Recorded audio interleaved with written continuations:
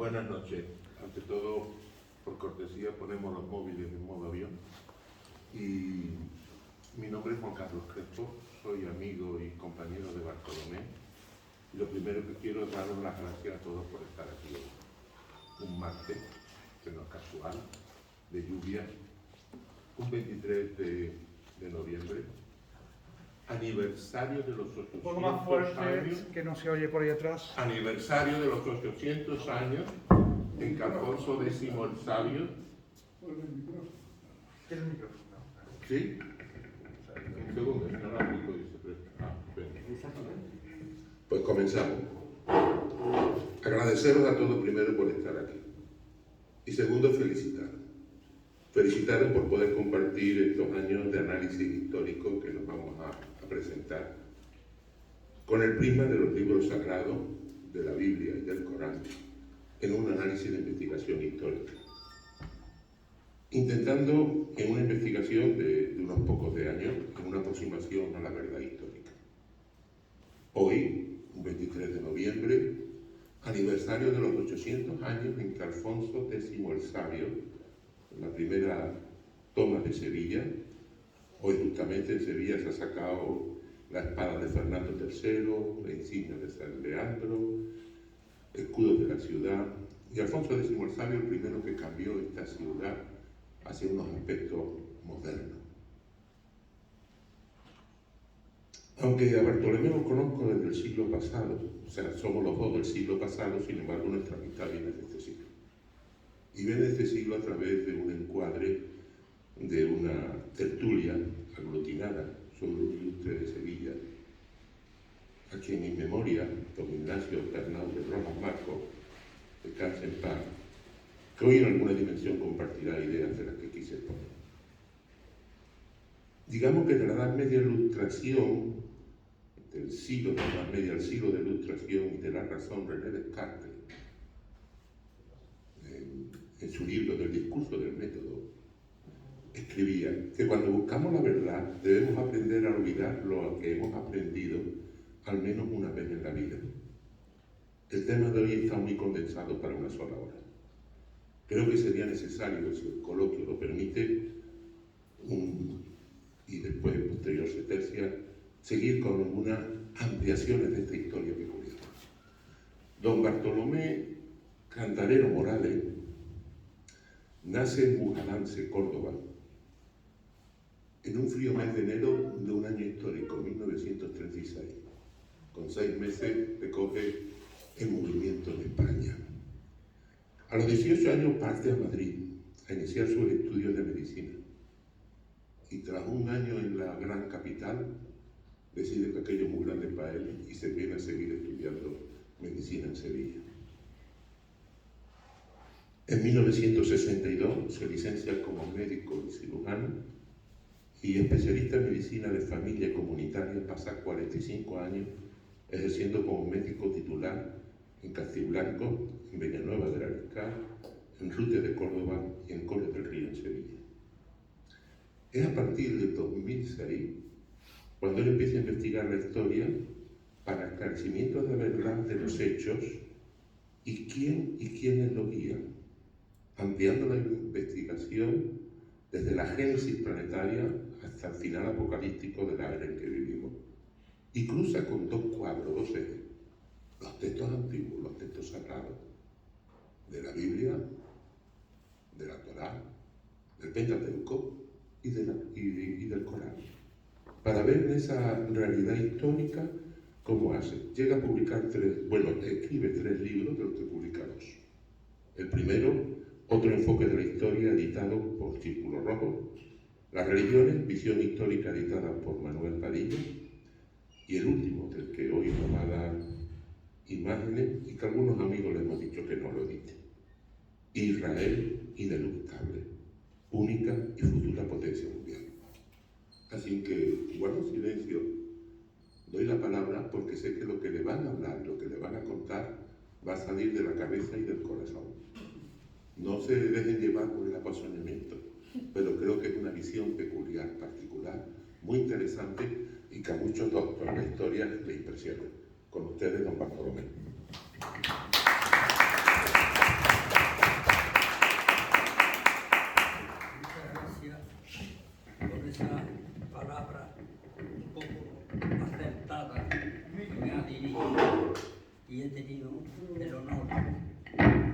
ser presentado por ti.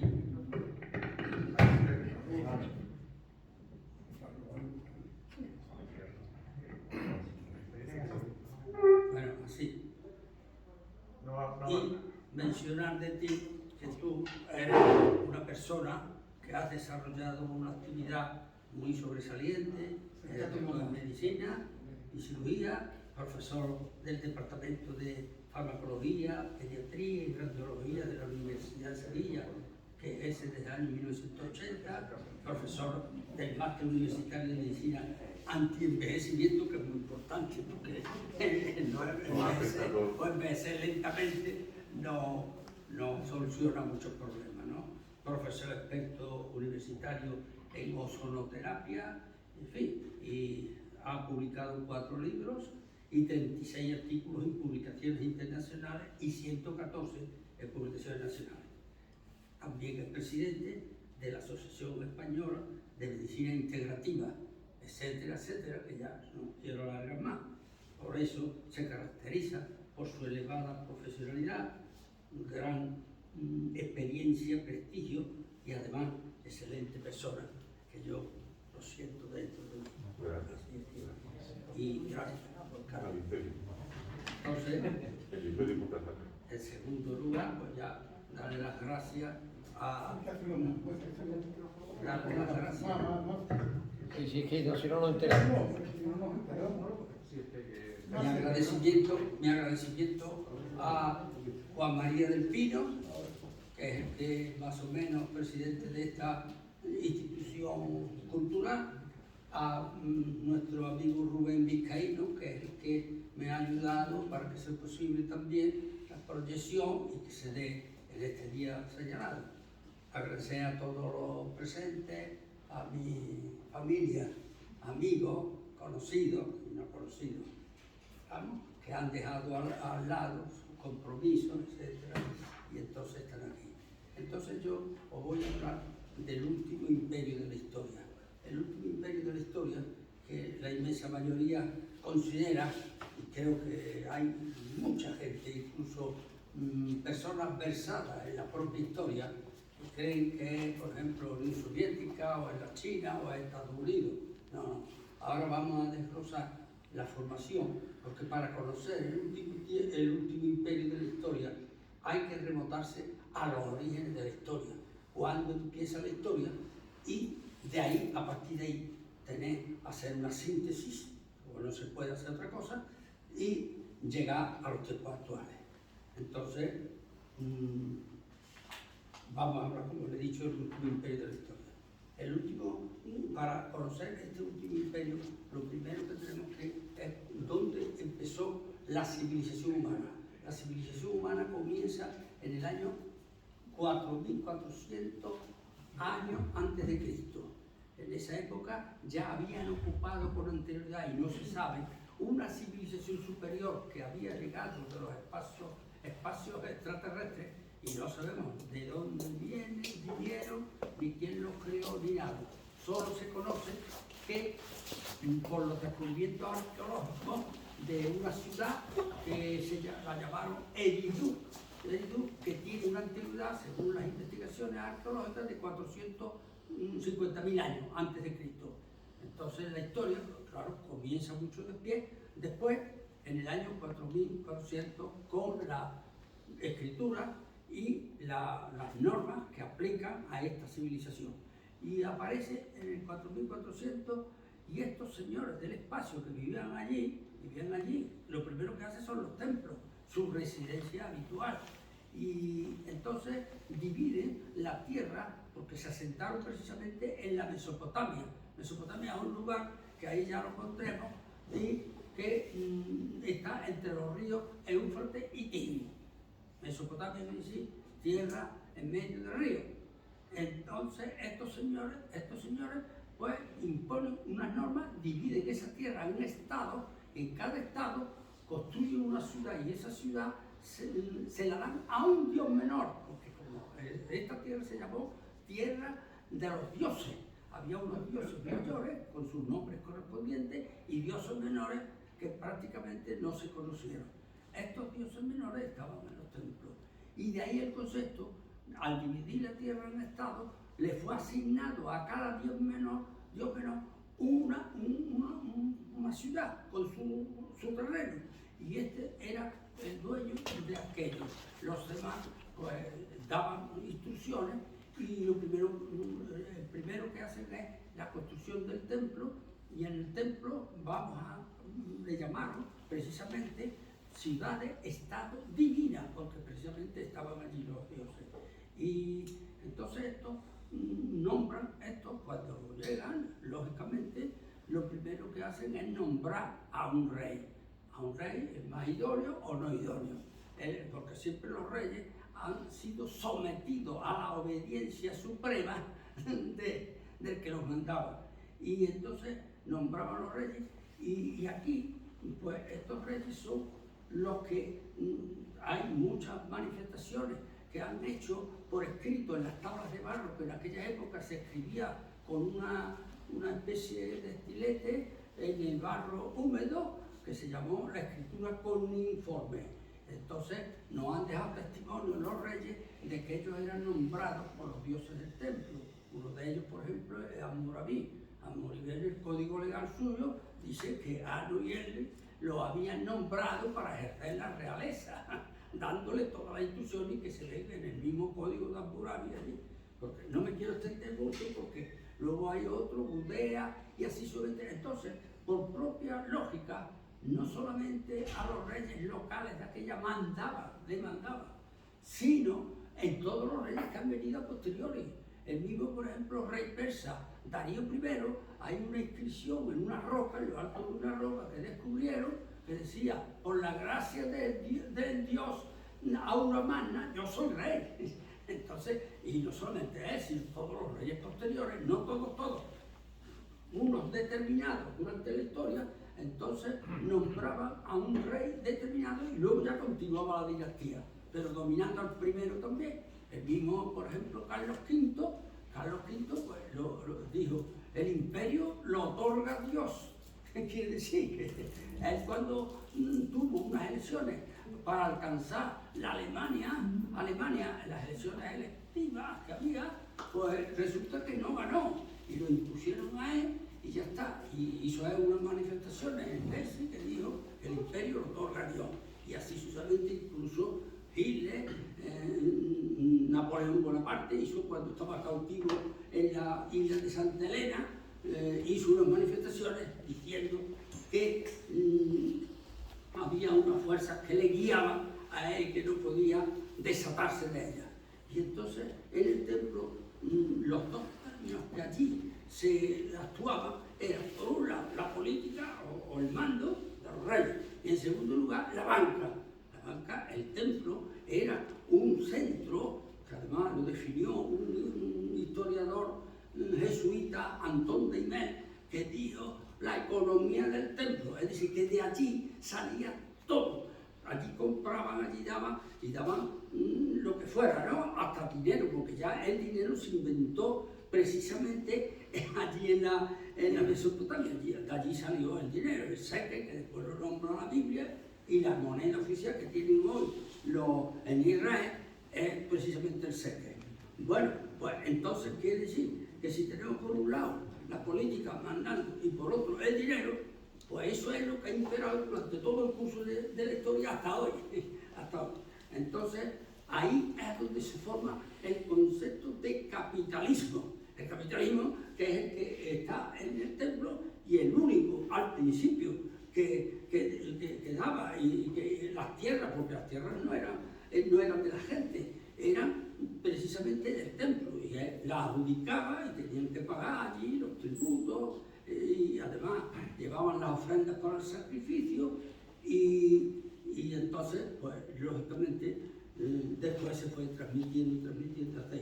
Entonces llegamos y de ahí deriva y parte las dos historias que existen, porque hay una historia que es la falsa, que es la que nosotros nos han introducido, no solamente en las escuelas, institutos y en las cátedras, sino una historia que no es verdad. Y hay una historia que precisamente dijo, de esta historia pudo decir el karma, lo escribió en un libro que escribió en el año 1852 aproximadamente, y dijo, no son los hombres los que deciden el curso de la historia, sino no la escribe a su libre albedrío, en las condiciones elegidas por ellos. Es decir, que ya ahí partimos de que el hombre no es el que forma la historia, sino que es guiado precisamente por otros que son desconocidos. Entonces está la falsa y verdadera. Ahora, entonces, una vez que se crean las ciudades-estado, viene lo que se llama el imperio. ¿Y qué ocurre? Que todas las tribus bárbaras que existían alrededor de aquellas tierras fluyen. Primero entran de una forma pacífica, sin molestar, sin provocar absolutamente ningún movimiento. Y después, una vez que ya han agotado precisamente el imperio y lo han llevado a la pobreza, lo han llevado a la falta de autoridad, lo han llevado que no tenía defensa, entonces cuando vienen lo que se llama las tribus bárbaras, las bárbaras, y destruyen el imperio. Y esa es la forma que ha existido desde el primer imperio, que fue el acadio, que destruyó la ciudad de Estado Sumeria. Luego llega el imperio babilonio, llega, y todo esto son una serie de individuos que están registrados en la historia. Los acadios formaron el imperio acadio. Luego llegaron los úteos, destruyen ese imperio. Luego viene el imperio babilonio, le ocurrió exactamente igual. Entonces, ¿qué? Quiere decir que desde el primer imperio, el imperio acadio, el imperio babilonio, el imperio asirio, el imperio persa, el imperio romano, el imperio bizantino, hasta ahí, que fue en el año 1453, cuando derriban al imperio bizantino, todos esos imperios fueron destruidos por los bárbaros. Y entonces estamos en el último imperio que estamos hoy. Y cuando este imperio que tenemos hoy, que todo el mundo, mucha gente le llama el último imperio o el nuevo orden mundial. Bueno, ¿en qué consiste? O globalización. ¿En qué consiste la globalización o el nuevo orden mundial? Pues vamos a ver si no. Entonces tenemos que hacer una comparación de lo que ocurría en los imperios antiguos, cómo fueron destruyéndolos sistemáticamente para que después entraran los bárbaros que lo aniquilaban. ¿Y qué ocurría?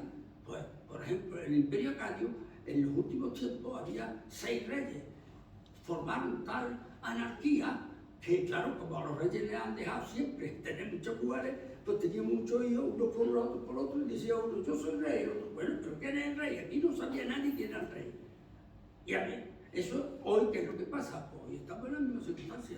Si tú analizas la política republicana que tenemos y nos han metido, pues resulta que entre las naciones está la derecha y la izquierda, el presidente de derecha y el presidente de izquierda. No se entienden, no pueden entenderse, pero no solamente aquí, sino en todas las naciones no musulmanas, porque hay que distinguir dos conceptos claramente: la facción de las naciones musulmanas y la facción de las no musulmanas. Entonces, hoy tenemos las discrepancias que existían entre los reyes antiguamente y las discrepancias que existen entre los presidentes y los políticos que nos desgobiernan, pues ahí tenemos que estamos en una fase, llamémosle, de ocaso.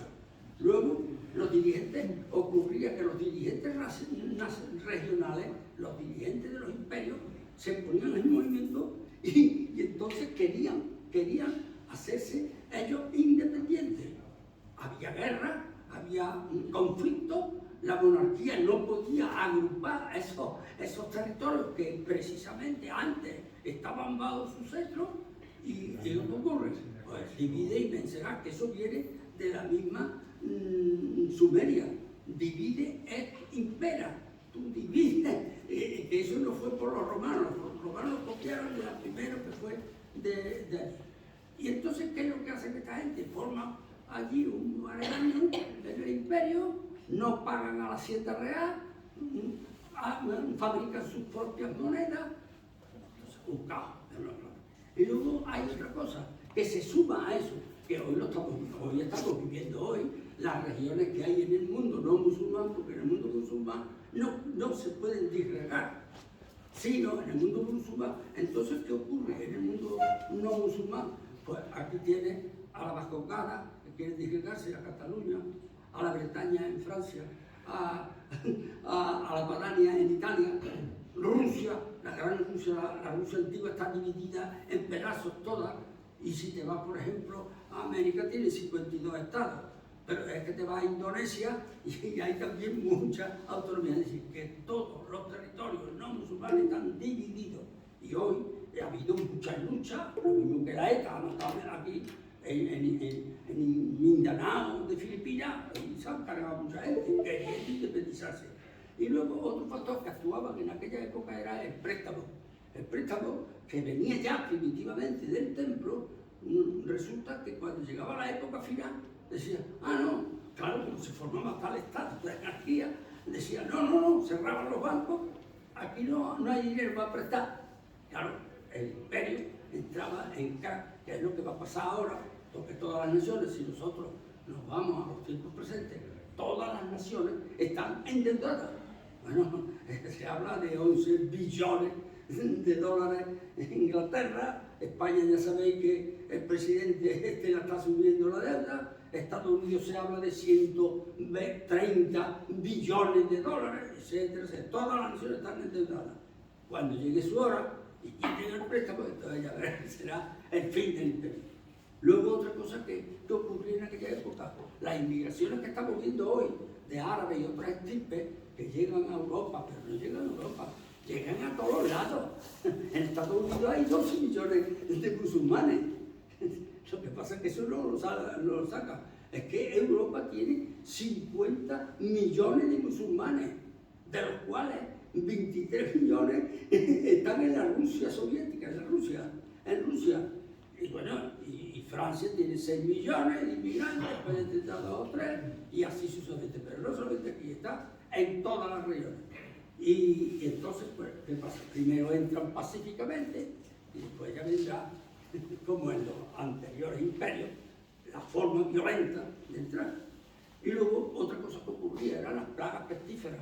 Las plagas se ha demostrado en el Imperio Romano, por ejemplo, pues hubo 4 o 5 plagas pestíferas, hasta tal punto que los militares que defendían la frontera de la entrada de los bárbaros del norte, allí entró una epidemia de peste que se murieron todos los defensores y los bárbaros entraban libremente sin que le afectara el flagelo ese mórbido infeccioso.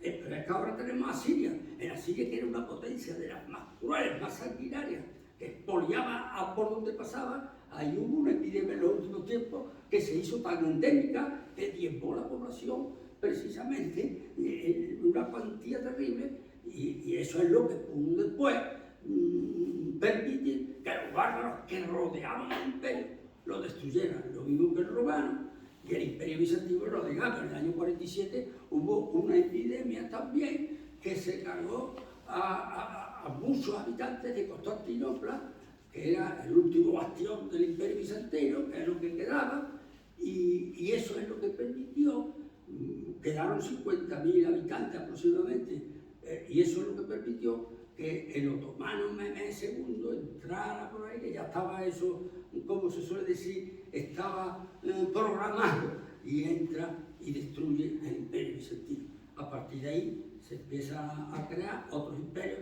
que ya no hay bárbaros, bueno, y en España goda, lo digamos, cuando entran los árabes en España en el año 711, antes había habido una guerra entre el último rey don Rodrigo y Witiza, una guerra que dejó, Dios madre, de tal manera a España que no tenía aliento para nada, pero es que hubo 4 o 5 epidemias de peste negra, hubo años de sequía tan inmensos, que ¿esto qué es? Entonces, al entrar los 8.000, porque entraron 8.000 más, entraron 24, pero unos cuantos parece ser que fueron eliminados en la batalla de las Andas, que fue donde precisamente el ejército godo de 100.000 soldados allí quedaron finiquitados. Entonces, con unos pocos de guerreros del desierto, cogieron un camino desde el sur hasta el norte, y en el año 32 habían llegado ya a los Pirineos. Y hoy, es decir, pues, oye, vamos a valorar los últimos tiempos. La epidemia de gripe del año 1918 se cargó a 50 millones de jóvenes, no se cargó a los viejos como yo, o como el que sea, sino fueron jóvenes que tenían una resistencia a todo. Y el SIDA, que no se habla, el SIDA se ha llevado a la sepultura 200 millones de personas jóvenes. ¿Y cuál es? ¿Por qué son jóvenes? Pues precisamente porque son los que procrean. Y como no quieren que procreen, pues ¿qué ocurre? Porque el último imperio dice, no, tienes que disminuir esta población que se llama invadida, que va a ser invadida, que está ya invadida por migraciones musulmanas y otro tipo, y la población que va a entrar se está multiplicando. Aquí en Europa y en América el número de nacimientos está en el 1 por 2%, pero es que dentro de todos los países musulmanes y donde viven en el exterior de su territorio, tiene una tasa de nacimiento del 8,4%. Entonces, quiere decir que, aparte del aborto, que se ha llevado para exterminar 1.500 millones de niños y niñas que tenían que haber nacido, las drogas y el cambio climático que están metiendo. Entonces, este último imperio, ¿cuándo comienza? Pues comienza desde la Revolución Inglesa. La Revolución Inglesa, cuando matan al rey Carlos I de Inglaterra. ¿Y para qué? Pues matan al rey para instaurar la república. Y esa república, que la vamos ahora a extendernos un poco, esa fue con la idea, una idea aviesa, que ya está escrito en la Biblia. La Biblia le dice a Moisés a Yahvé, pondré en tus manos a todos los reyes de la tierra hasta que tú los extingas. Bueno, ¿y cuándo se da esa eventualidad? Habrán matado a un rey en un momento determinado por una conspiración, una rebelión, pero lo que se llama eliminación sistemática de los reyes empieza con la Revolución Francesa inglesa en el año 1662. Entonces, ¿qué viene? ¿Y para qué? Pues muy sencillo, porque hay que derribar, a partir de ahí es cuando hay que derribar el poder nacional, porque aquí hay dos poderes, un poder nacional que está en las naciones, encargado de las naciones. Por ejemplo, nosotros somos partidarios de nuestra nación, y los que no están encargados de ella, que somos internacionalistas, nosotros somos nacionalistas y los otros somos internacionalistas. ¿Y qué quieren hacer? Pues precisamente una facción internacional que desde altos sitios de mando vayan dirigiendo a toda la patulea de la izquierda, por aquí, por aquí, por aquí, y en todas las naciones mandar. Y ya lo decía precisamente, porque son unos individuos que sinceramente son genéticos maliciosos.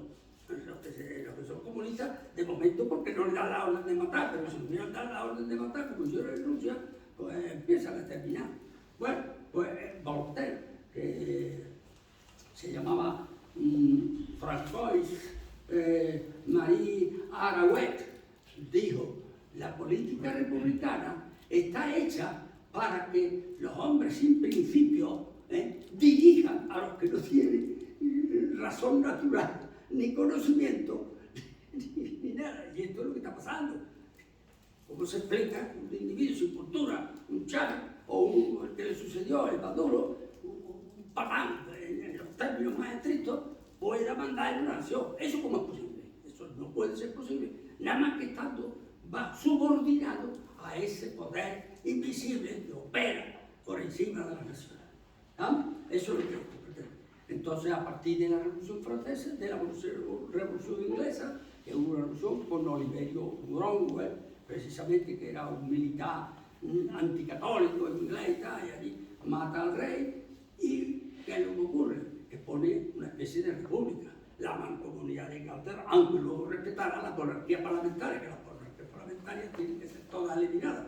Pero bueno, de momento, como no se meten en nada, entonces al rey, una vez que lo mata, dice: no, si hay descendientes aquí, ustedes ya no pueden ni recaudar dinero, ni recaudar ejército, ni tener ejército, ni tener nada. Las leyes que se dicen en el Parlamento, pues hay que respetarlas, porque si no se respetan, resulta que usted es eliminado.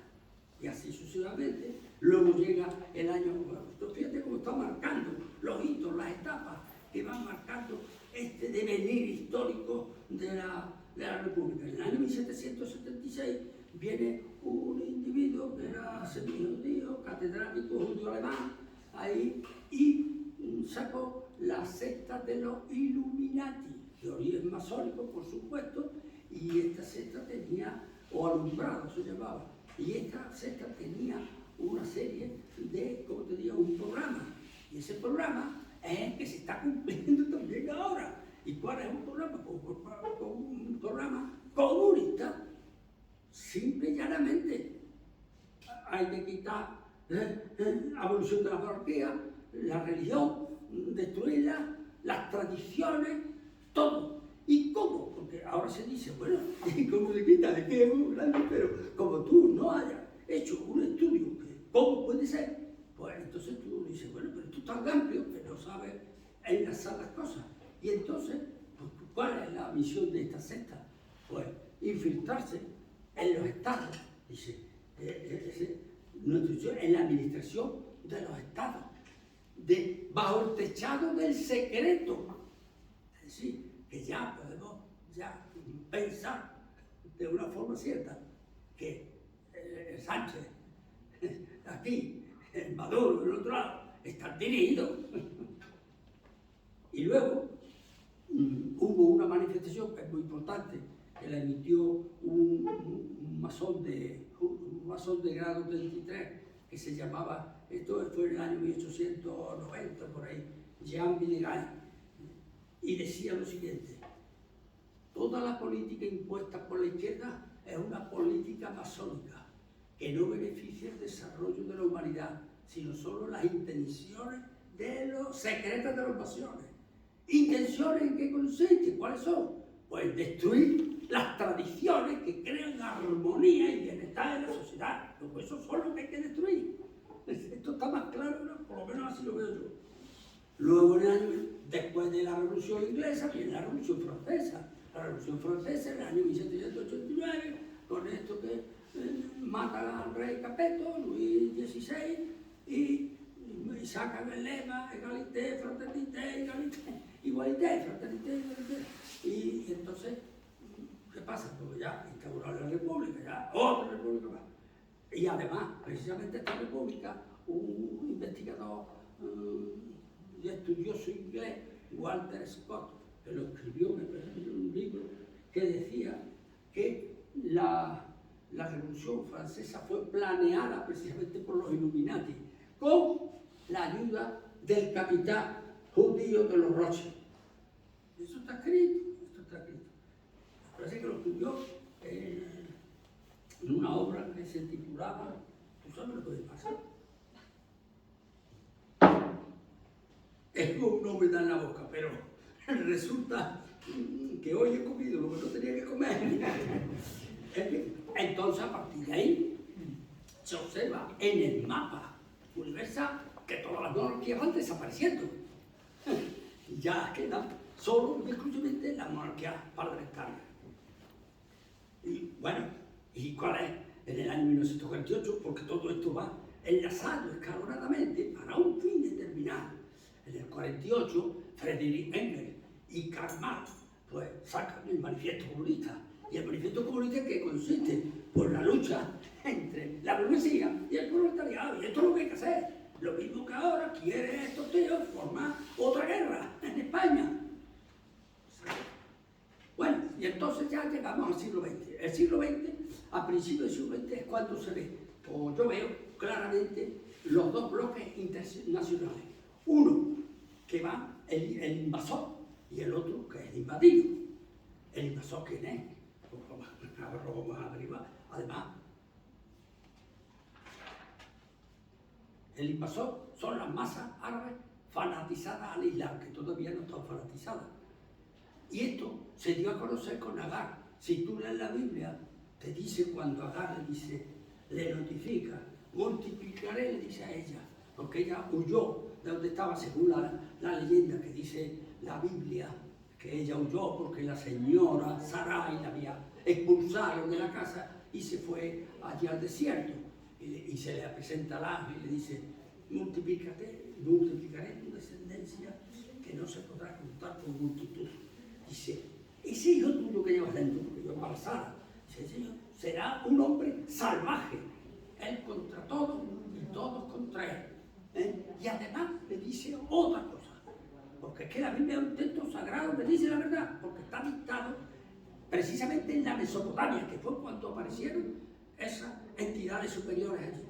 Y entonces le dice eso. Y además le dice, habitará frente a frente de sus enemigos o hermanos. Oye, ¿acaso si tú miras el mapa universal, no está frente a frente, no están los árabes habitando en el centro de Asia, sur de Asia, hasta Filipinas, todo África, no está enfrente de los demás? Es que lo que te dice la Biblia muchas veces no te lo dice con claridad, porque si te lo diera con claridad, entonces la gente se enteraría de todo enseguida. Bueno, entonces estas pasajes se dan a conocer aquí, luego viene Mahoma en el 622, unificando, porque la Arabia estaba totalmente dividida en parcelas de las tribus y tal, y él las unifica, y luego viene lo que se llama la expansión del Islam. La expansión del Islam, que es inconcebible que un pueblo bárbaro del desierto en 90 años se extendiera su dominio desde la India hasta los Pirineos, que llegaron en el 730 aproximadamente. Claro, pues lógicamente ahí hubo una fuerza que nos ayudó, y además hay una particular muy importante, que todas las potencias que se han metido en los terrenos árabes, la Arabia siempre la han respetado, nunca se han entrado en la Meca, porque la Meca es el centro de expansión de la religión. Y bueno, ya empieza la guerra de conquista, en poco tiempo se extiende, y los otomanos, que eso está ya también programado, que se iban a apoderar del Imperio Bizantino. Y ahora llegamos al siglo XXI, que es el siglo pasado, al principio, y entonces viene cuando en el 1912 destituyen o destronan al sultán otomano con la primera guerra de los Balcanes que hubo. Entonces había ya preparado un comité de unión y progreso que estaba formado por jóvenes turcos que pertenecían a las academias militares, que eran estudiantes, y entonces destronan al rey, que eso fue el primer escalón para destruir a los que mandan en el mundo musulmán. Luego viene Ataturk. Ataturk era un legislador que aparece ahí, y de pronto en el año 1923, ¿y qué es lo que hace? Que las costumbres, todos los modos musulmanes, la llamada a la oración, todo lo transforma y quita por sí, o destruye la forma musulmana por una forma occidental. Es decir, que ya las mujeres podían votar, en fin, todo lo que existe en Occidente, las leyes se regían allí. ¿Eso cómo puede ser? Eso es imposible. ¿Por qué? Porque ese terreno lo van a preparar precisamente con el tiempo, y que haya leído que Turquía se va a meter algún día que otro, no muy lejano, en la UE, y cuando se meta en la UE, ¿qué pasará? Porque todos los musulmanes, proliferados intensamente, entrarán por esa senda gigante que será precisamente Turquía, que todavía van a llegar. En el año 26, ya como signo de unión de todo esto, pues hay lo que se llama el Congreso, hay un Congreso panislámico en la Meca, que además adoptaron el término, acuñaron el término de panarabismo o panislamismo. Ya estaban diciendo, no estaremos con uno, estaremos con uno. Y ya en el 45, que es la que da definitivamente, se produce la Liga Árabe en el Cairo, con la unión de la misión de unir a la masa árabe bajo la doctrina del Islam. Y el Islam es el que lo va a matar. ¿Y cómo se va a conseguir? Pues precisamente por la ley islámica que están poniendo. ¿Cuál es la ley? La Sharia. Y esa Sharia no tendrá nada más que un estandarte entre ellos, entre los musulmanes. No hay más que un Dios, Alá, y Mahoma, su profeta. El estandarte que está hoy a Raúl. Y además el Corán en la sura 112, 110 dice que al final todos los hombres entrarán en masa a la religión del Islam. Es decir, que ya podemos sospechar que el Islam lo tenemos ahí y nadie es capaz. Y todas estas infiltraciones hasta por el norte de África, de allí de Rusia, Bielorrusia, se están metiendo en Polonia o están intentando. Entonces llega después una serie de acontecimientos que van destronando o anulando o exterminando los mandatarios de las naciones, como por ejemplo el rey Farouk lo quitaron del medio, el Shah de Persia, Reza Pahlavi, tuvo un coreo, a pesar de la Sabak que tenía, que era un ejército poderoso y potente, una policía secreta, y van matando a todos. Muammar el-Gaddafi, aquel que se creía que iba a conquistar medio mundo, y entonces, ¿qué pasa? Pues que todo esto, y además los que van a venir, el rey de Marruecos lo quitarán, porque hay en todas las naciones árabes hay una masa revolucionaria que están creando unos grupos terroristas que son los que están triunfando allí. Entonces llegará un momento. Entonces estaremos igual que los periodos antiguos que dicen de los imperios, que es el invasor, que estos son los que están invadiendo, y por otro lado, pues estará el otro, el invadido. Y este imperio de Ismael culminará cuando le dice también en la Biblia: yo te bendeciré y haré fructificar, y engendrará una muchedumbre numerosa. Serás el padre de 12 príncipes, y voy a hacer de ti el caudillo de una nación grande y de gran gente. ¿Y cuál es? Si eso se lo dijo en el año 1700, precisamente a Ismael, pues el caudillo, ¿cuál es la nación? La nación no, además se lo dijo precisamente en Canaán, no se lo dijo en los territorios árabes. Pues lo único que hay factible y aceptable es los países árabes. Bien. Por otro lado, ¿cuál es el otro? El que va a ser invadido. Pues va a ser invadido por todos los países que no son árabes. Y bajo ¿qué doctrina? Por el comunismo. Pero es que el comunismo también tiene señalado en la Biblia. El comunismo está hablando también, en los primeros siglos, en la Dorada Ley, le dice a Moisés, dice: las tierras no se venderán permanentemente, porque mía es la tierra y vosotros sois como inquilinos o peregrinos. Bueno, y si soy inquilino o peregrino, entonces nosotros, ¿qué función tenemos aquí? ¿Cuándo se cumple eso que está diciendo que no son de la gente? Pues se cumple precisamente en el año 1917, cuando hacen la revolución bolchevique. ¿Y cuál es la revolución? En Rusia, Pero claro, antes había producido la Primera Guerra Mundial. La Primera Guerra Mundial trajo como consecuencia, porque en un primer golpe iban a meter a todos los países que engloban el mundo musulmán. Y entonces en la Primera Guerra Mundial, los alemanes, en los lagos de Masuria, cerca, se cargaron a 5 millones de soldados del ejército del San Nicolás II. ¿Qué quiere decir? Que cuando se dio allí la revolución bolchevique, todo estaba hecho. Aquí no hay defensa ninguna. Y hay más, hay una cosa muy curiosa, que los mismos alemanes que habían liquidado a 5 millones son los que entraron para tomar posesión en el Parlamento ruso. En el Parlamento ruso hicieron 180 disciplinados alemanes, llegaron al Parlamento ruso, lo rodearon para que si hubiera alguna fuerza que lo impidiera, imposible. Estaba un muro inexpugnable. Entonces, lógicamente, este comunismo, todo se enciende. Claro, si allí había un estado de pobreza, ¿quién lo puede alentar? El dinero. ¿Y quién tiene el dinero? Pues el judaísmo americano y el que estaba extendido por todo el mundo. Y una de las pruebas, bueno, y una cosa que se me olvida, que el primer dictamen, cuando hacen la revolución bolchevique, el primer dictamen que da, dice: las tierras ya no son de nadie, son del Estado.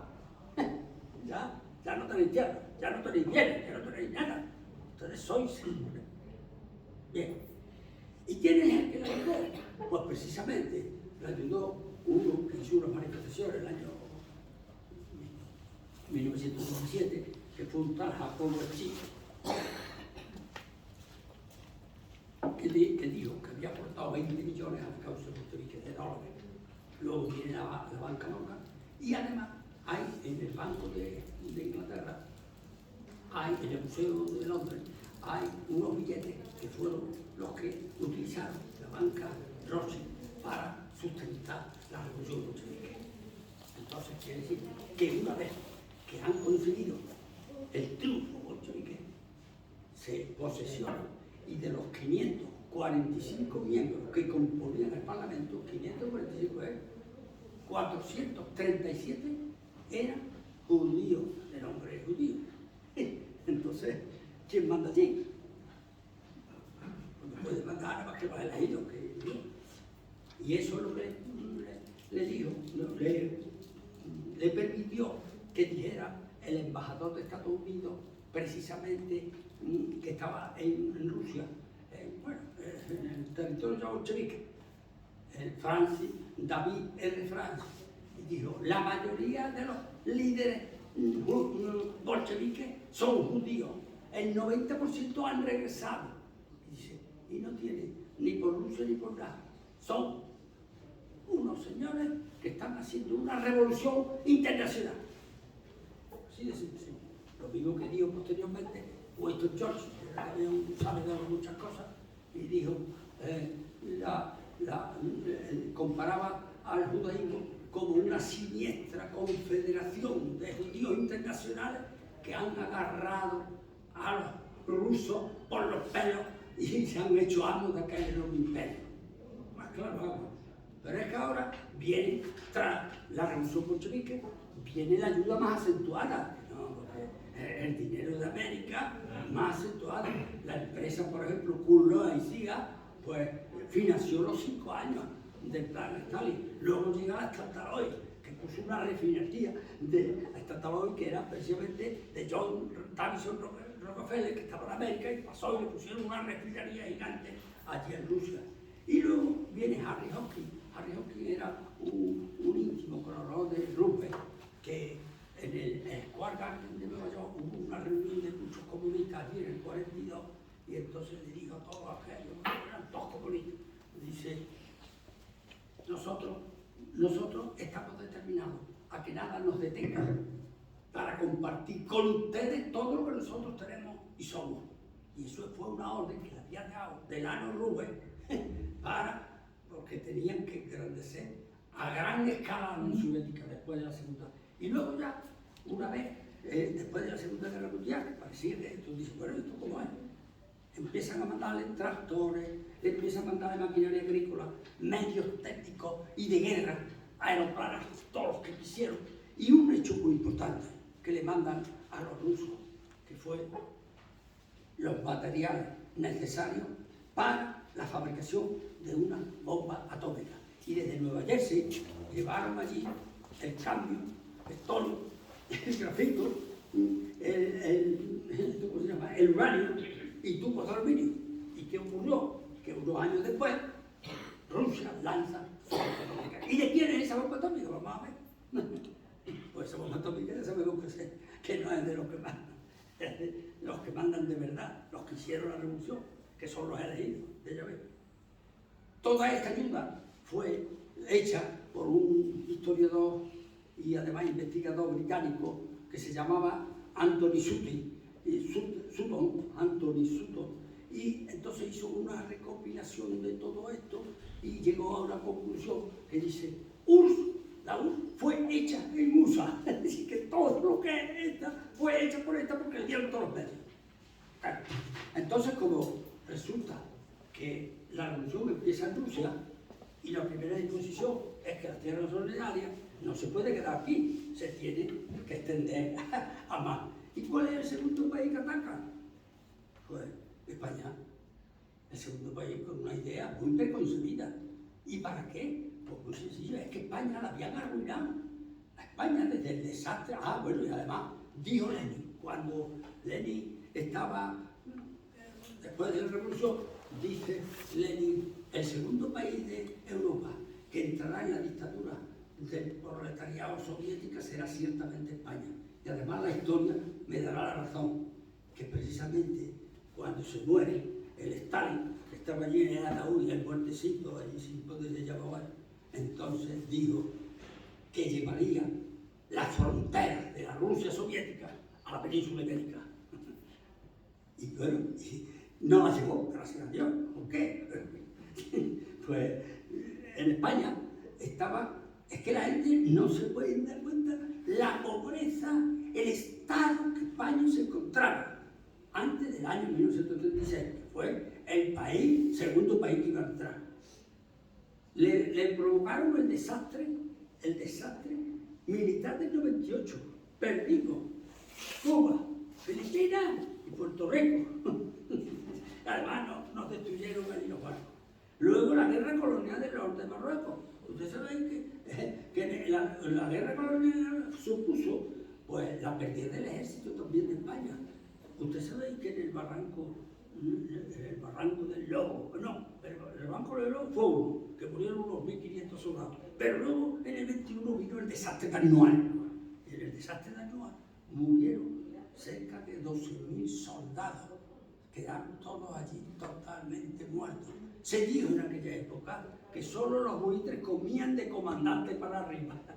Así que, pero es que ahí no se queda la cosa. Y las tensiones políticas en el interior de la nación, la guerra, la huelga general revolucionaria, la república que entra en caos, porque la república que entraba es triunfante, quería triunfar. Y luego es que España tenía 1 millón de parados. Entonces, este millón de parados, lógicamente todo eso condicionó la guerra civil. ¿Y qué pasó? Que yo quería decir, milagrosamente, España se salvó. Entonces, en el 37, fíjate como todo está concatenado para que se produzca el comunismo en los sitios donde no imperaba la doctrina musulmana. Entra en el 48, en el 1937, hay una guerra entre China y Japón. ¿Y qué hace? Bueno, dura la guerra hasta el 45. En 8 años se cargan los japoneses el ejército completo de la China, que eran 3,5 millones de soldados. ¿Y qué condicionó? Sencilla y llanamente, que una nación sin defensa, arruinada después de una prolongada guerra de 8 años, pues llega el Mao Zedong, un oportunista, uno que ya hace la revolución comunista. Y lógicamente, esta revolución fue alentada, lo mismo que la soviética, por los elegidos. En vez de judíos no me gusta llamar judíos, me gusta llamar elegidos. Y entonces uno de ellos era Roosevelt, que le llamaban alias Borodín, y también Abraham Cohen. ¿Qué quiere decir? Que una vez que hacen la revolución en Mao Zedong, es como una dependencia de la Unión Soviética. Quiere decir que el que mandaba en la China era la Unión Soviética, que había aportado la ayuda. Y estaban sometidos a sus gerifalte. Entonces, ¿qué pasa? Una vez que hace la revolución china, las naciones, Birmania, Corea del Norte, Kampuchea, Laos, Vietnam, ¿qué se hicieron? Comunistas. Pero es que ahora viene Estados Unidos, que estaba preparado también para eso. En el Estados Unidos, en el año 29, provocan el crack del 29, que todos conocemos, que fue llamado el Jueves Negro, que produjo el más demoledor declive de valores y provocaron la Gran Depresión, que se quedó América totalmente paupérrima. La clase media la hundió completamente. Y se dijo en aquella época que la gente rica se volvían pobres en el momento y los pobres todavía más pobres. ¿Y qué ocurrió? Que ahí se quedaron sin empleo 13 millones de americanos en la década de 30 al 40. ¿Y qué pasó más? No, si es que, por el sistema que habían empleado, que es el derecho comercial o internacional que había aparecido en el 2700 a.C. en la Sumeria, en la ciudad de Nippur, una ciudad de allí, que ya crearon el derecho comercial. ¿Qué pasó? Que las demás naciones de Europa se quedaron endeudadas y arruinadas. Alemania tenía 6 millones de parados, Inglaterra tenía también otros 5 o 6, y etcétera, etcétera.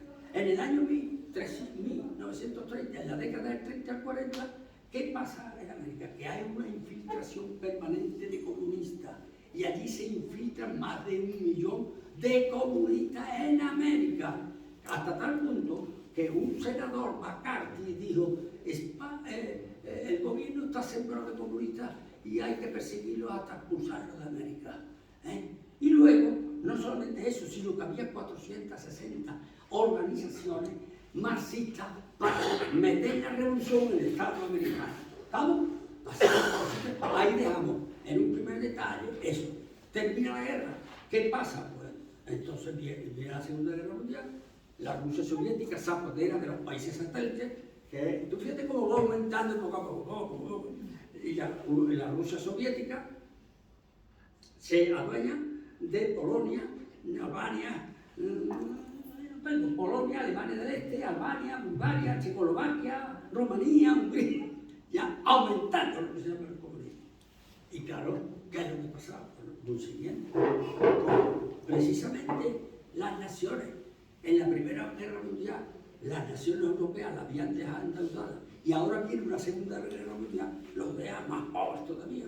Cuando termina la Segunda Guerra Mundial, Alemania no estaba totalmente arrasada al suelo, las ciudades destruidas, el hambre generalizado. Pero es que en Italia ocurrió lo mismo, es que en Francia lo mismo. Es decir, eran los factores indispensables para empezar una nueva revolución. Y aquí, y luego le tocaría el turno, una vez que hubieran entrado en América, ahí pues tocó el turno, pues desde México hasta la punta de Punta Arenas, austral de Chile. Y luego Australia, por supuesto, que se hubiera rendido. Y además había una revista en aquella época que se llamaba Common Sense, que predecía la implantación de la dictadura soviética para el año 1954. Y entonces, mediante, si se hubiera llegado a plasmar, entonces, si se hubiera plasmado, que no se ha plasmado, pero que se va a plasmar después, por lo que voy a decir, ¿qué hubiera ocurrido? Pues que entonces se hubiera cumplido la profecía que le hizo Yahvé a Jacob. Cuando Jacob está en Canaán, le dice: tú que estás aquí, te vas a ensanchar a occidente, a oriente, al septentrión y al mediodía, pero no le digo al sur, porque el sur le correspondía a Ismael. Y le dice: yo estoy contigo y no te abandonaré, y no te abandonaré donde quiera que vayas. Y le dice: es que es muy importante. Y volveré a traerte a esta tierra. Oye, en el año 1948 no llevaron los judíos, después de haber perdido, que llevaban 1200 años sin aparecer por allí. Y además le dice: y no te abandonaré hasta que no hayas cumplido lo que te he prometido. Pero claro, y van a formar lo que se llama el imperio de Israel o Jacob, que precisamente a Israel le dieron el nombre de Israel porque Yahvé le dijo a Jacob: tú no te vas a llamar ya Jacob, te vas a llamar Israel. Y por eso le dieron el nombre de Israel en el año 1948, solemnemente en Tel Aviv, cuando proclaman el Estado de Israel. Entonces, ¿por qué no triunfó la revolución? Pues por dos factores muy importantes. Primero, porque perdieron en España la guerra, que fue el factor más importante. Y en segundo lugar, América, según tenía y iba a conquistar Japón con armas convencionales. Si América le hubiera dado la tentativa de adueñarse de Japón, allí hubiera muerto lo menos 3 o 4 millones o 2 millones de soldados americanos. Y entonces, con los que había allí en América metidos en millón, las organizaciones que había, América no hubiera tenido escapatoria de ninguna clase. Total. Y entonces, pues ya, y de Franco, que ganó la guerra, dijo Winston Churchill que las democracias occidentales fueron salvadas del estalinismo por el caudillo español Francisco Franco. Luego llega la Guerra Fría, luego empiezan unos métodos más suaves, más engañosos, a cambiar el sistema comunista tan férreo. Vamos a cambiarlo y le damos para que la gente no se asuste, claro.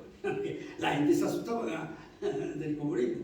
Y entonces cuando llega Nikita Khrushchev, ya fue un revisionista, empezó a decir, no, que esto no es así, no, hay que hacerlo.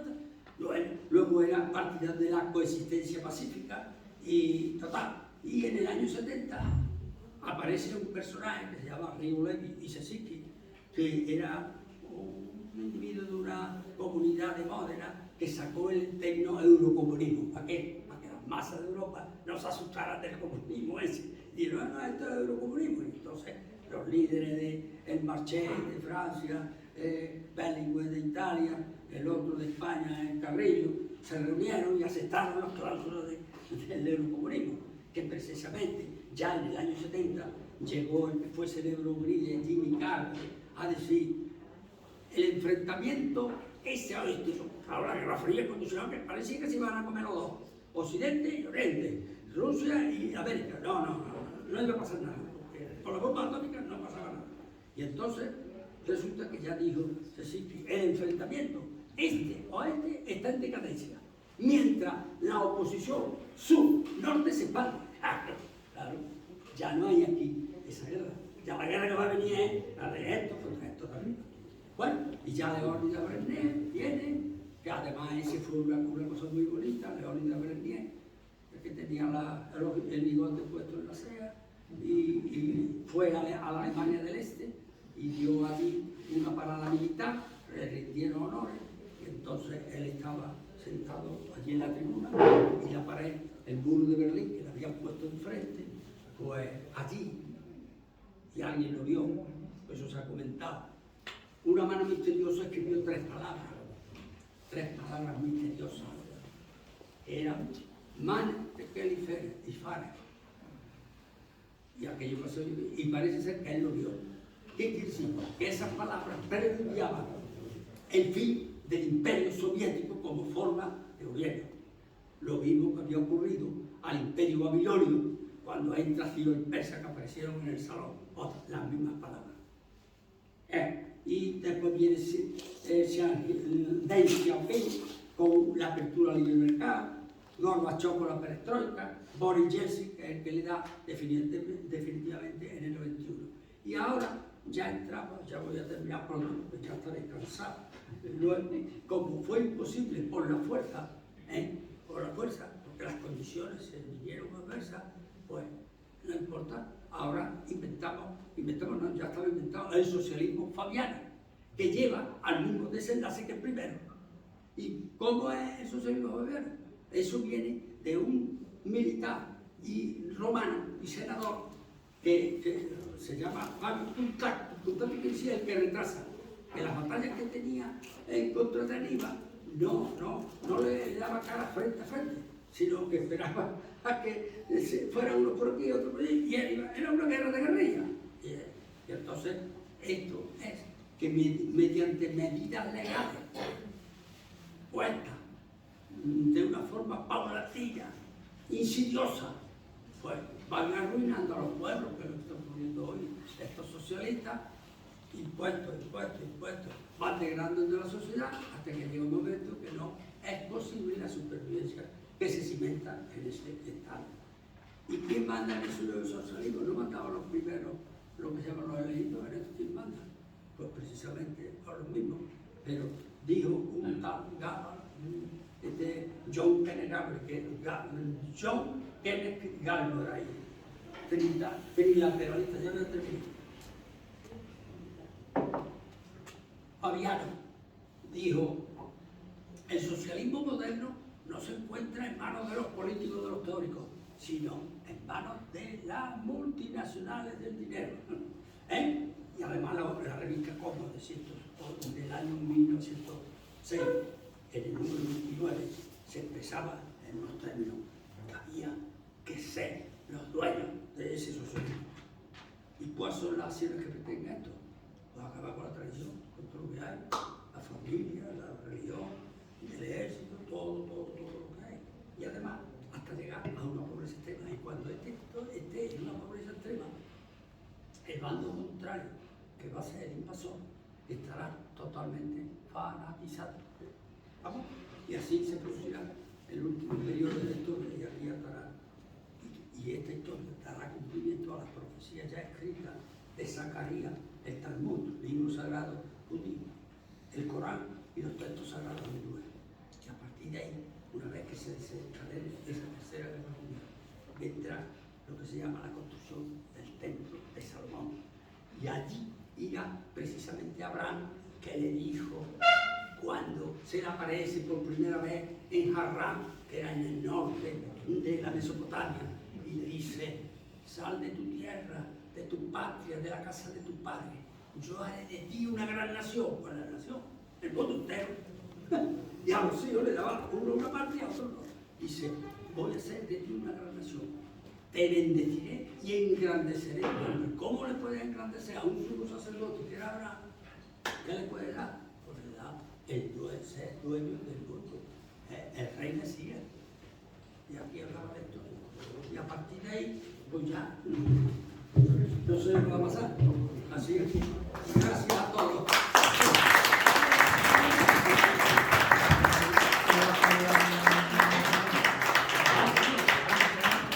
¿Alguien quiere preguntar algo sobre la charla que ha hecho Tomás? Sobre Stalin, sobre Mao Zedong, sobre lo que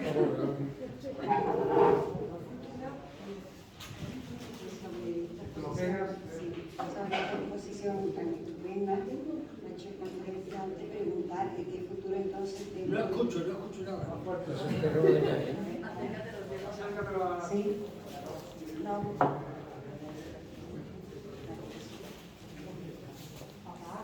Bueno, pues saber más o menos dentro de todo que viene, saber el futuro para España dentro de ese marimándum y este devenir de circunstancias, si hay algo que pueda estar escrito o que tanto el Talmud como hagan referencia. Gracias. Mira, el futuro para España es lo mismo. Cualquier mano mejor. Mira, el futuro para España es igual que el futuro. Esto es cosa... algo... Esto vive incierto de España. Eso no es normal, pero bueno. Ya puede ser. A ver si hay fuerza maléfica ahí. Mira, el futuro para España, verdaderamente, España es una fracción del medio mundo. El futuro para España es igual que el futuro que le espera a Francia, a Inglaterra, a Rusia, a China y a todas estas naciones. Es decir, ahora estamos en un momento álgido porque ha llegado un fenómeno y, claro, quiere introducir pues, directamente casi la doctrina que veníamos mencionando. Claro, ahora esto hay que tener en cuenta lo que se llama el espíritu celtibérico español. Que ahí ya veremos a ver si llegan las fuerzas un día, se unen y dicen, no, esto no. Sí, pero es que hay otra fuerza por encima también. Por eso esto es muy difícil de enfocar el bien con precisión de lo que va a venir aquí en España. Es decir, que no se puede decir que va a venir, no, es que va a ganar las elecciones Vox y el PP. No. Hay una cosa muy curiosa en las naciones, y es que lo que se llama la fuerza de derecha o tradicionalista, pues siempre están divididas. No estoy viendo ahora aquí en España que si la presidenta de Madrid, que si peleándose el otro, en vez de estar todos unidos, no, venga, tú qué es lo que quieres, tú qué no quieres, venga, vamos a charlar aquí y después ya lo llevamos a la práctica. No, ahí le da la publicidad, los medios de comunicación y aquí no se entiende nadie. Estamos, así es que por consiguiente no se, es un futuro que no se puede dar con una certidumbre de lo que va a pasar. Eso es difícil.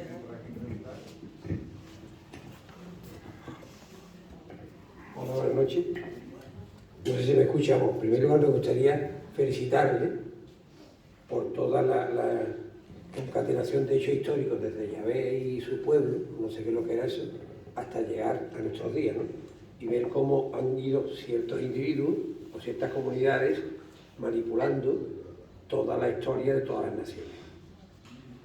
Eso, en primer lugar, eso. Y en segundo lugar, decir que hay una cosa importantísima que no depende de esta gente, que es que el hombre con mayúscula es el único animal capaz de cambiar sus circunstancias. Porque antiguamente corríamos delante de los leones, nos comían los tigres, pero hoy en día eso no es un problema. Después nos atacan los virus, las bacterias, sin embargo, tampoco es un problema. Así que significa que el hombre cambia sus circunstancias, significa que la historia, como si hubiera escrito por estos individuos, el hombre con mayúscula no puede cambiar. Y una cosa importante, aquí llegaron los musulmanes, los moros, para nosotros los moros, estuvieron 800 años y no cambiaron a los celtíberos, a los celtas de Iberia, no lo cambiaron. ¿Por qué? Porque los moros tienen prohibido comer el cerdo ibérico. ¿Y qué nos gusta a nosotros más que el jamón? Pues nada. Sin embargo, acabar con la cultura del cerdo, del berraco, no pudieron después de 700 años los moros. Significa que había algo por encima de Mahoma, de no sé qué, esa gente, no entiendo, y que no acabaron con nosotros, porque seguimos siendo los mismos celtíberos de antes que llegaran los fenicios. Importante. Y después otra cosa importante que quería meter aquí, introducir en todo este contexto, que es la teoría del cisne negro. Todo el planteamiento se hace con lo conocido, pero claro, cuando aparece un elemento desconocido, se distorsiona todo. ¿Y eso qué es lo que significa?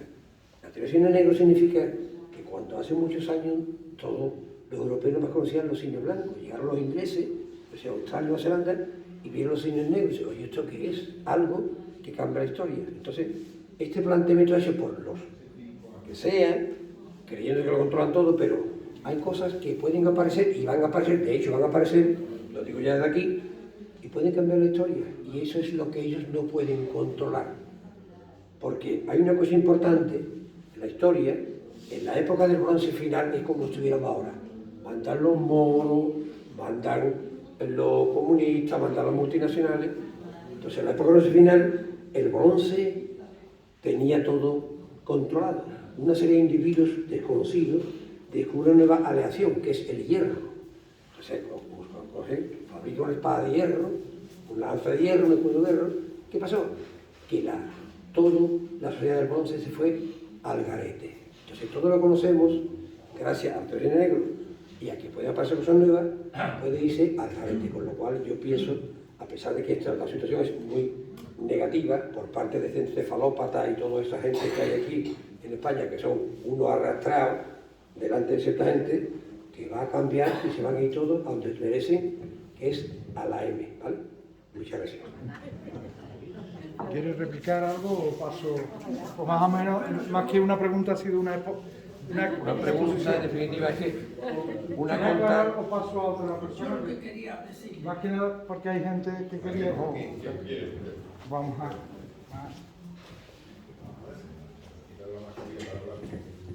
Felicitarle por su exposición y solo una pregunta. Según Samuel Huntington, el elemento diferenciador de una civilización es precisamente la religión. ¿Usted preconiza como él que habrá en el futuro un choque de civilizaciones? por supuesto que sí. Un segundo, Marcelo.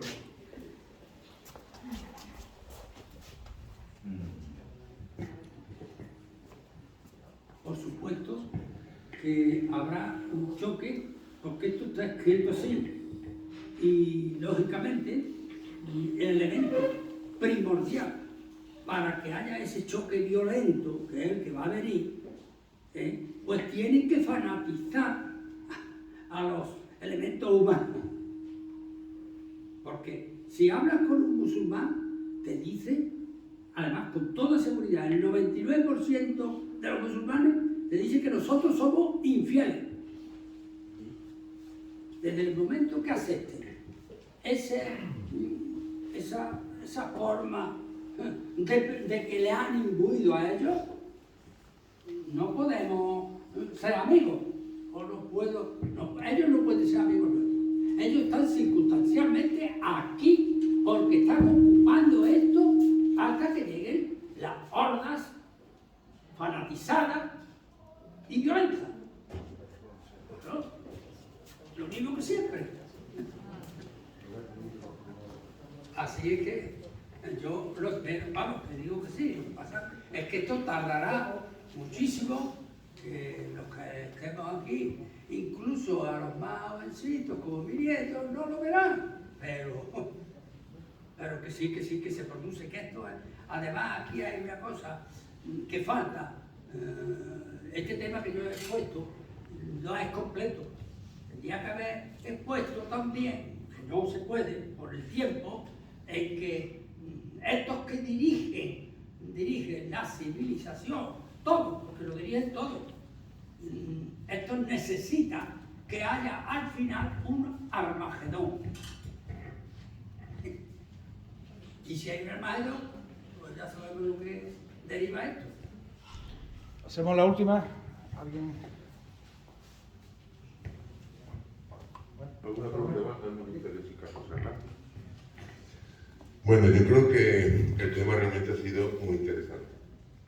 Habría que nombrar un poco el concepto del no que nos transmiten, ¿no? Del nuevo orden mundial, cuyo objetivo sería una sola religión, una sola moneda, un solo ejército.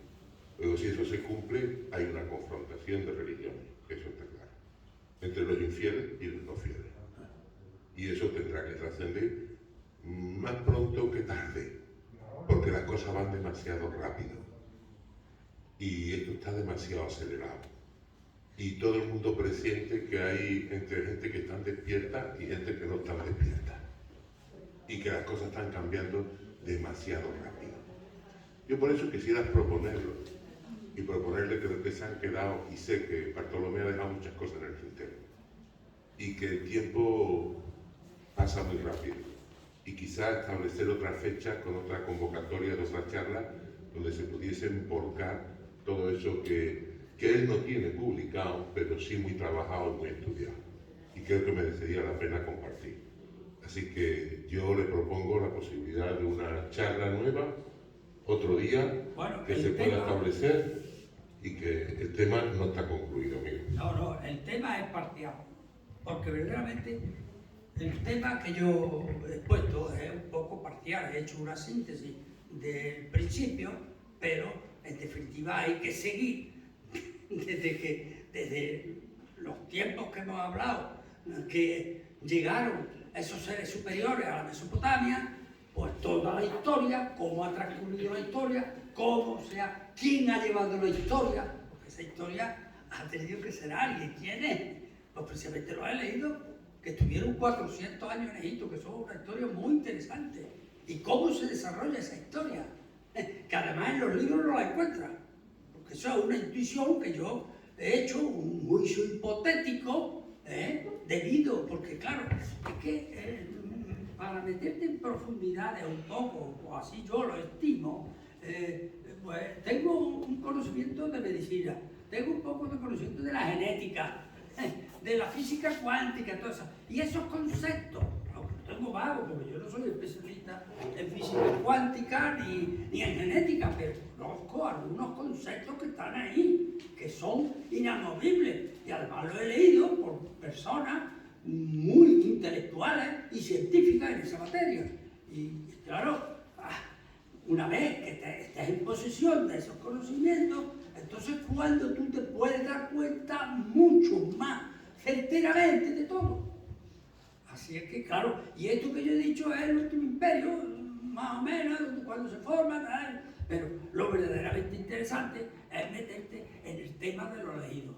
Cómo los eligen, cómo los cogen, dónde van, dónde ponen sus redes, dónde.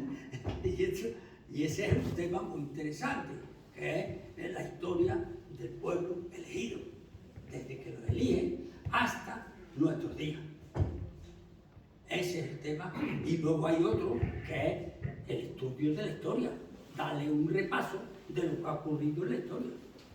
Que esto es parcial, claro, esto es una tercera parte, que bueno, se puede aceptar, no se puede aceptar, pero por lo menos he intentado yo por mi parte, darle el mayor énfasis, la mayor veracidad que sé expresarme para que cumpla mi propósito de que más o menos ustedes lo entendáis.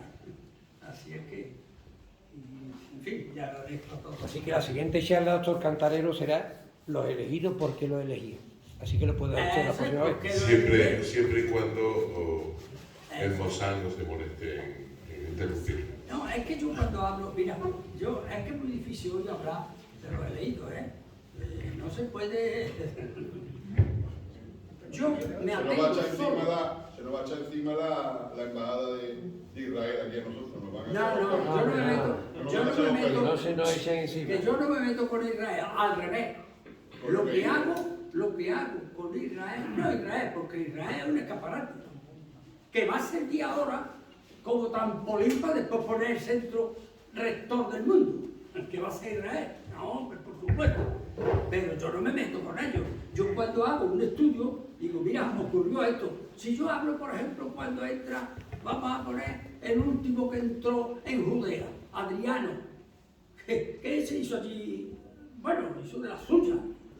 Eso de escribirlo es patético, Oiga, yo no digo nada en contra de ellos, ni yo digo nada. Yo soy un amante de la historia, un aprendiz que he recogido porque mi profesión es médico, no soy historiador.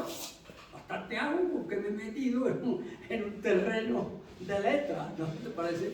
Y entonces, pues yo no me meto, ¿verdad? No me meto para nada, ni critico los actos que puedan hacer, ni no hacer. Era una ironía. Era irónico, el comentario era una ironía, igual que ha dicho el señor entero del Mozart. Nada. Usted hace las cosas muy bien exponiendo los hechos y nosotros estamos muy contentos de que usted les ponga. Y eso no puede ser ¿En la próxima conferencia remata usted la faena? Definitivamente, en la próxima tiene usted que decirnos cuáles son los elegidos y por qué son los elegidos. ¿Cuáles son las Hombre, no son dos temas, son tres. Los tres. Creo que podemos cerrar con un rendido aplauso a los patrones.